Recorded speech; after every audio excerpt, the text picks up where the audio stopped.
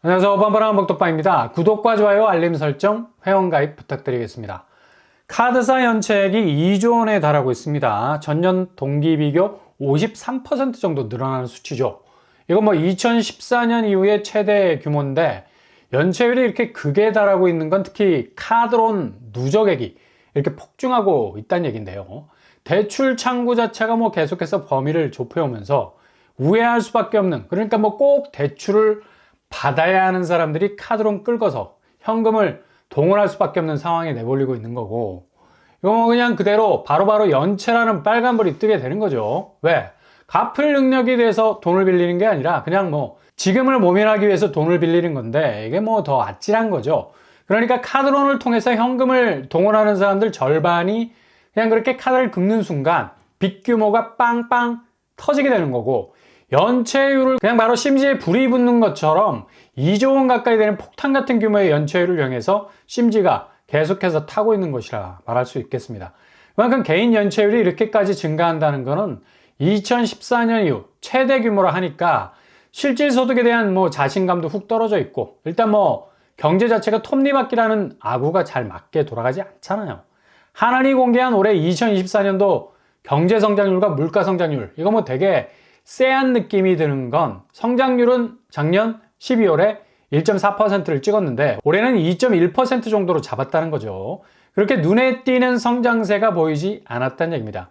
이렇게 잡은 목표치도 그닥 시원해 보이지도 않고 깔짝깔짝 수준인데, 국가 경제 지표의 기준이 될 수 있는 성장률이 이렇게 내리막길로 가고 있는데 어떻게 이런 풀 안에서 개인이 소득이라는 지표를 끌어올릴 수 있겠습니까? 그냥 실질 소득 자체가 쭈그러들 수밖에 없는 거고, 당연히 빚에 노출된 사람들은 그대로 연체율이라는 결과값을 낳을 수밖에 없는 거고, 제일 빚을 쉽게 낼 수 있는 카드로는 그냥 긁으면 되니까, 아니면 그냥 손가락으로 터치만 하면 되니까, 대신 다음 달에 돌아올, 이건 캐시백이 아니라 그냥 캐시아웃이 될 만큼 그렇게 빌려간 돈을 다시 갚지 못하게 되는 이 악순환의 고리가 시작이 되는 건데, 이게 더욱 연체율이라는 지표가 폭탄이 될 수 있는 게 뭐냐면, 한은이 경제 성장률과 동시에 발표한 게 바로 물가 성장률이죠.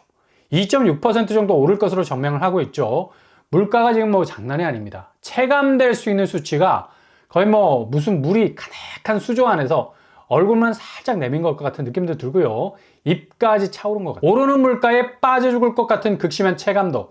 중앙은행에서 발표한 지표는 그리 심각해 보이지는 않지만, 그래도 한해는 물가 지표를 잡기가 상당히 난해하다는 표현을 하기도 했죠. 그래서 지금까지 금리 동결을 하고 있는 명분이 된 거고, 상황이 이렇게 전개가 되다 보니까 더 이상 돈의 가치가 1년 전과는 급격히 차이가 나는 거라. 쓸 수 있는 범위가 10이었는데 이게 5로 줄어들었다 하면 생각해보세요. 엄청난 위기감을 느낄 수밖에 없는 거지. 그러면 카드론을 쓴 사람 어디로 다시 향하겠습니까? 다른 여타의 대출이 가능한 곳을 두리번거릴 수밖에 없는 거죠. 이렇게 되니 당연히 자연스럽게 꼬리표가 여러 개 달리게 되는 거죠. 일명 다중채무자. 아주 쉽게 될 수밖에 없는 구조라는 얘기죠. 그래서 한은이 공개한 국내 가계대출 다중채무자 숫자는 무려 450만에 이르는 수치가 찍히는 겁니다. 이 숫자 아마 기하급수적으로 늘게 될 것 같고요. 경제가 잘 돌아가면 어느 정도 자기 빚을 쳐낼 수 있는 금융 방어력이 생기게 마련인데, 원천적으로 이게 딸리기 시작을 하니까 이제 사방에서 구멍이 뚫리기 시작을 한 거고, 세차게 들어오는 물살이 고금리 영향을 받을 수밖에 없기 때문에 스스로가 지고 있는 빚의 무게가 더 무거워질 수밖에 없는 거죠. 전체 가계대출자 1,900만 명 중에 다중채무자 비율이 22% 수준이라 합니다. 이걸 그대로 방치를 해버리면 그냥 한 방에 와르르 무너질 수 있는 가장 약한 금융약자가 될 수 있는 건데, 이 수치에 화들짝 놀란 금융위원회는 소액 연체자가 연체 금액을 상환할 경우 다시 신용을 회복할 수 있는 제도를 마련하기도 했습니다. 그만큼 작년 상반기의 대출 완화 분위기가 스트레스 DSR이라는 어찌 보면 주담대를 틀어막기 위한 규제가 가동이 될 만큼 즉각적으로 이 적용이 된 것도, 지금 이렇게 저변에 깔려있는 부채 문제가 상당히 심각하다는 인식을 했기 때문이고요. 근데 이게 지금 카드론이라는 어찌 보면 바로바로 빚 규모나 연체 규모가 튀어나오는 지표가 금융회사의 영업과 연관이 되어 있기 때문에 심각하게 보일 수밖에 없는 건데, 지금 주담대, 전세자금 대출 반면에 이런 위기의식이 거의 없다시피 한, 일단 집을 담보로 잡아놓은 거니까 그래도 퇴론이 있다는 생각에서인지 계속해서 대출 일변도의 흐름들이 많이 쏟아져 나왔었죠. 특례 대출, 주담대 50년, 올 초에 시작된 신생아 대출, 뭐 어마무시한 대출들 많이 나왔어요. 자꾸 이렇게 한쪽에선 과도한 빚에 대해서 상당한 경계감을 가지고 있는 반면에 다른 쪽에서는 뭐 오히려 이런 빚을 활용할 수 있도록 레버리징, 그것도 공적인 레버리징이죠. 정책 대출로 우회할 수 있는 길을 터주고 있는 건데, 이거 앞으로 집값 자체가 과도하게 떨어지는 걸 막아낼 수 있는 방법이 될 수도 있는데, 오히려 더욱 악화시킬 수 있는 부작용도 나올 수 있다는 겁니다. 왜냐? 집값이 지금 상당히 약세장으로 돌아서면서 거래량이 위축될 수밖에 없는 상황까지 오고 있죠. 그러면 뭐 굳이 무리해서 진입할 생각 없는 거예요. 신생아 대출이 아주 분명한 팩트를 보여주고 있잖아요. 3주간 3조 4천억 정도 대출 접수. 어마무시하죠. 신청이 됐는데 이 중 뭐 63% 이상이 신규 주택 구입보다는 대환 쪽으로 방향을 틀어서 자금을 확보하려고 있다는 얘기죠. 그러니까 아무리 신규 주택 구입 쪽으로 분위기를 몰아주려 해도 막상 대출을 받는 당사자는 지금 집을 살 의사가 전혀 없는 것과 마찬가지다. 만약 이 상황에서 집을 산다면 엄청난 손실을 불러올 수 있는 위험이 크다는 사실을 누구나 알죠. 그러니 굳이 뭐 무리해서 들어가지 않겠다는 건데요.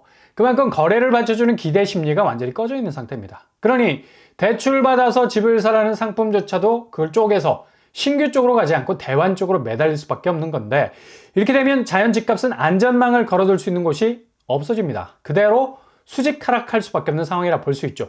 주거비 부담을 덜 수 있는 최저금리 상품이라 할 수 있겠지만 지금 상황에서 대출 자체가 리스크라 그냥 낮은 금리 갈아타는 수순에서 신생아 대출이 진행이 되고 있다는 겁니다. 이건 카드 대출로 연체액이 천문학적으로 불어나는 모습과 상당히 대조되는 느낌이 들죠. 그만큼 집에 대한 가치에 올인하는 시대는 끝났다. 집은 일단 지금 상황에서 잘 팔리지도 않죠. 제값받고 팔 수 없는 현금화하기 상당히 난해한 자산으로 추락하고 있습니다. 그러니 뭐 차라리 카드론이 현금성이 더 있는 거지, 주담대 받아서 그거 원금 이자 내가면서 집값 오르는 거 간보기까지 얼마나 오랜 시간이 걸릴까. 그리고 당장 그 아파트 누가 사줄 사람도 없어. 현금화하기가 정말 어려운 자산이 됐다는 얘기입니다. 그러니까 뭐 바로바로 카드론으로 자금 확보하기 위해서 대출 받는 겁니다. 지금 정상적인 가격 태그 달고 팔기에는 거래가 완전히 죽었기 때문에 사줄 사람이 아무도 없다는 얘기죠. 그러니 아파트 땅바닥에 던져서 가격을 깨야지 그제서 사람들이 살까 말까가 되는 겁니다.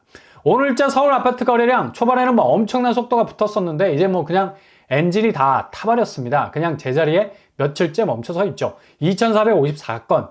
1월 거래량이 뭐 3000건이 넘을 거라는 오바가 정말 오바였다는 걸 열심히 보여주고 있죠. 이 정도 수치면 1월도 역시 3000건에는 미치지 못한다. 전달 12월 1800건을 넘어서는 궤적은 보이겠지만 역시 정상적인 거래량은 뚫지 못했던 것으로 보이죠. 그러니 아무리 대출 창구 열어서 집 사라고 해도 기본 바닥 기대 심리는 집에 대한 기대가 많이 꺾여 있기 때문에 더 이상 부동산의 영광은 오래 지속되지 못하고 그냥 그대로 소멸할 수밖에 없는 시대가 열렸다는 얘기입니다. 이게 그냥 허황된 컨셉이 아니라 분명한 사실이라는 건 바로 이런 집에 대한 가치를 원천적으로 창출하는 건설사들의 영업실적, 그냥 뭐 거의 생존의 기로에 놓여 있다 봐야죠. 올해 들어서 부도가 난 곳이 5곳으로 확인이 됐고요. 폐업을 신고한 곳은 565곳에 달할 정도입니다. 그만큼 뭐 아파트 지어서 수익을 내야 할 건설사들이 죽어나가고 있는 건 이렇게 아파트 시장 자체의 앞으로 운명이 어떻게 될지 확실하게 보여주는 대목이라 말할 수 있죠.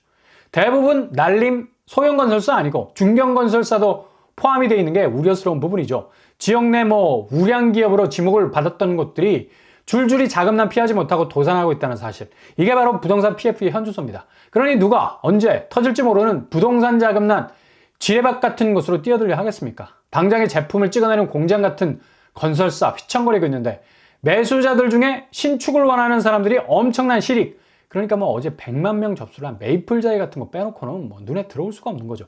절대로 기대 심리가 아파트로 향할 수 있는 시대는 이미 막을 내리고 있다. 이건 그대로 아파트값 자체 급격한 변동성, 그냥 뭐 집값만 내리는 것으로 끝난다면 부동산 사이클상의 변화가 되겠지만 집에 대한 인식, 그러니까 더 이상 뭉칫돈 여기다가 몰빵하지 않겠다는 인식이 저변에 쫙 확대가 돼 있기 때문에 더 이상 대출 창구 열려 있어도 틈새만 노리는 대환 대출로만 가려 하고 신규는 손절하는 양상이 벌어지게 되는 겁니다. 이런 이유 때문에 앞으로 가계부채의 내비게이션은 절대로 주택 구입 쪽으로 확 기울어지는, 거래량이 터지는 시대는 오지 않는다.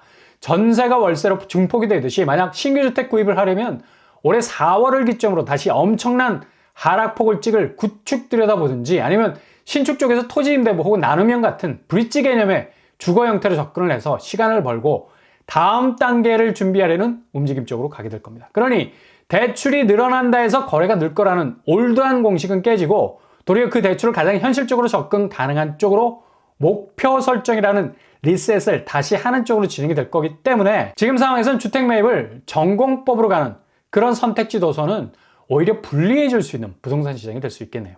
불꽃놀이처럼 터질 부동산 대폭발의 변동성의 컬러가 올해 봄을 지나면서 엄청난 속도로 진행이 될 예정입니다.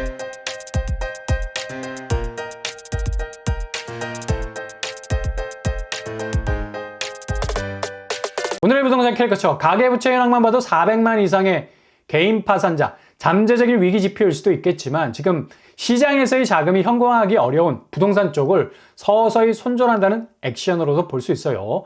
바로바로 자금을 만질 수 있는 쪽으로 가지만 경제 지표가 휘청거리는 까닭에 개인 금융 방어력은 약해져서 연체율은 늘어나는 추세, 급기야 또 다른 대출에 손을 댈 수밖에 없겠죠. 주담대는 이제 신규 대출로 가지 않고 대환으로 가는 건 그만큼 지금의 고금리 상황도 상황이지만 무엇보다도 집값에 대한 자산 시장의 불확실성이 앞으로 한국 부동산 시장이 어떤 방향으로 갈지를 분명히 보여주는 대목이라 할 수 있겠습니다. 잘 기다리시면 단군일에 최대의 변화가 그것도 집값에서 터져나올 듯 보입니다. 오늘도 응원합니다. 여러분의 길이 꽃길만 되셔주길 바랍니다. 이상으로 뻔뻔한 복덕방을 마치겠습니다. 구독과 좋아요 부탁드립니다. 감사합니다.